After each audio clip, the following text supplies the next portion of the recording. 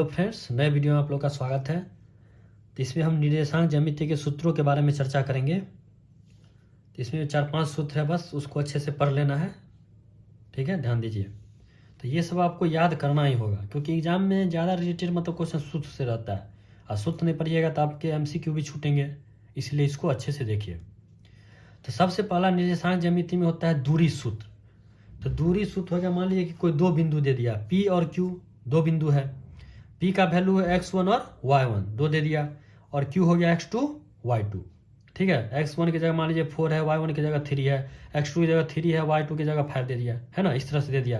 तो वहाँ पे हम सूत्र करेंगे तो P और Q का जब दूरी होगा तो होता है root under x2 minus x1 का होल स्क्वायर। क्या होगा, x2 माइनस x1 का whole square, x2 minus x1 का होल स्क्वायर अब प्लस y2 माइनस y1 का होल स्क्वायर हो जाता है।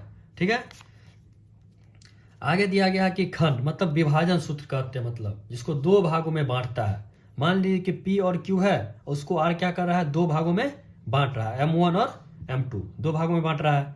तो सेम वही है कि P बराबर x1 y1 हो गया, Q बराबर x2 y2 दे दिया। मान लीजिए बिंदु R बीच में ले लिया, एक M1 और M2 में विभाजित कर रहा है। किस में कर रहा है, M1 और M2 में। तो यहाँ पर x का वैल्यू कैसे निकालेंगे, तो x का वैल्यू होता है m1 गुने x2। क्या होता है, m1 गुने x2, m2 गुने x1। ध्यान दीजिएगा, पहले m1 गुने x2 फिर m2 गुने x1। ठीक है ना, क्रॉस में हो रहा है m1 गुने x2, मतलब m1 गुने x2 प्लस का चिन्ह देंगे। ठीक है, अब फिर m2 गुने x1 अब बट्टा m1 प्लस m2। तो नीचे में तो बस जोड़ देना है। फिर मान लीजिए y का है, x था तो x को लेके चले थे, y है तो y को लेके चलेंगे। तो y बराबर हो जाता है m1 y2।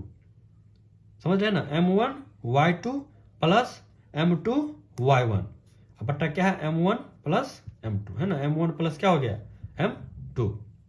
तो x बराबर x को लेके चलेंगे, और y जब पूछेगा तो y को। बहुत आसान है, बस इसको अच्छे से समझना है। एक और देखिए, अगर x का वैल्यू निकालना, x बराबर क्या होता है विभाजन सूत्र में, तो m1 x2 है ना, क्रॉस में हो रहा है m1 x2 m2 x1 बीच में प्लस है, अब बट्टा क्या है m1 प्लस m2 दोनों का जोड़ है।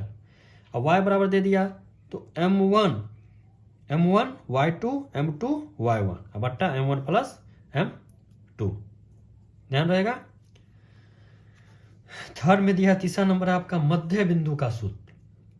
अब ये तो निकाला है कि विभाजन सूत्र है कि दो भागों में इसको बांट रहा है, तो यूज करना है इसका। अब मान लीजिए कि दो बिंदु है, ठीक है, P और Q दे दिया, उसके बीच में तीसरे बिंदु को हमको ज्ञात करना है कि क्या है। ठीक है ना, P और Q है, P x1 y1 x2 y2 Q हो गया। अब बीच में एक बिंदु R ले लिया, उसका वैल्यू जो उसका मतलब निर्देशांक क्या होगा वो हमें पता कैसे करना है। तो x बराबर होता है, इसका होता है x1 प्लस x2 बट्टा 2। ये बहुत आसान है, x1 प्लस x2 दोनों को जोड़ देना है, बट्टा क्या करना है 2। तो x1 x2 को जोड़ के 2 से भाग देंगे तो कितना बीच का निकल जाएगा सेंटर x का वैल्यू। फिर y बराबर वही y1 प्लस y2 बट्टा 2। तो अच्छे से देखिएगा। अब ये बस इसमें 3 है ये, उसके बाद फिर आगे त्रिभुज का है। ठीक है, ये मेन 3 यही है, इसको बस ध्यान रखिए। एक दूरी सूत्र, खंड मतलब विभाजन सूत्र, और तीसरा मध्य बिंदु सूत्र है। अब चलते हैं त्रिभुज का क्षेत्रफल। इसमें त्रिभुज का भी चर्चा किया, चतुर्भुज का भी है। तो त्रिभुज का क्षेत्रफल क्या हो जाएगा, मान लीजिए त्रिभुज को दे दिया, a बराबर दे दिया x1 y1, b बराबर दे दिया x2 y2, c बराबर दे दिया x3 y3। तो यहाँ क्या करना है, इसका सूत्र है क्षेत्रफल बराबर 1/2। ठीक है ना, 1/2 ब्रैकेट। यहाँ पर देखिए ध्यान दीजिएगा, x1 सबसे पहले क्या है x1 लिया, तो x1 ब्रैकेट क्या हो जाएगा y2 माइनस y3, x1 फिर y2 minus y3 plus x2 y3 minus y1, y2 minus y3 just y3 समास हुआ, फिर वहाँ y3 माइनस y1 फिर प्लस x3 फिर y1 minus y2 bracket close. तो x यहाँ पे देखिए बाहर ही है, x अंदर नहीं है, x क्या है ब्रैकेट के बाहर है ना। 1 2 3, पहला है y2 माइनस y3 फिर y3 माइनस y1 फिर y1 माइनस y2। एक बार और इसको देखिएगा, 1/2 ब्रैकेट x1, पहले क्या ले रहे हैं x1 ले रहे हैं, तो x1 ले रहे हैं तो क्या हो जाएगा y2 माइनस y3 है ना, y2 माइनस y3, तो y2 minus y3 plus x2 bracket, तो y3 यहाँ समाप्त हुआ तो फिर y3 माइनस y1 है ना, y3 माइनस y1 फिर प्लस, अब x3 लेंगे तो x3 तो इसको छोड़ के इसको लेना है, तो y1 माइनस क्या हो जाएगा फिर y2 हो गया, है ना। आप फिगर जब आप बना लेंगे तो सूत्र खुद ड्राइव कर सकते हैं, मतलब सूत्र कैसे हम लिखेंगे। तो x1 को ले रहे हैं तो इन दोनों को y2 को y3 से घटाना है, फिर जब x2 ले रहे हैं तो क्या है y3 और y1 को घटाना है, फिर x3 जब ले रहे हैं तो y1 और y2 को, जिसका ले रहे हैं उसके वाले को छोड़ के y1 y2 मतलब दूसरे को एक दूसरे से घटा दे रहे हैं, ठीक है ना, आगे वाले से। तो ये ध्यान में रखना आपको। अब आगे है लास्ट में 3 बिंदुओं की संरेखता की शर्त।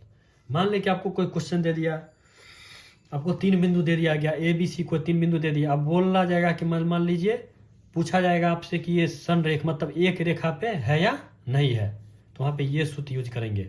अगर बराबर 0 आ गया तो होगा और नहीं आया तो 0 नहीं होगा, है ना। ये बराबर अगर 0 आ गया, ठीक है, 3 बिंदु सीधी रेखा में दे, यहाँ पे सूत्र त्रिभुज का यूज करना है। 3 बिंदु अगर सीधी रेखा में दे दिया, क्वेश्चन पूछ दिया कि ये सीधी रेखा में है या संरेख है या नहीं, तो इसके होने के लिए क्या होता है, त्रिभुज का क्षेत्रफल बराबर 0 होना चाहिए।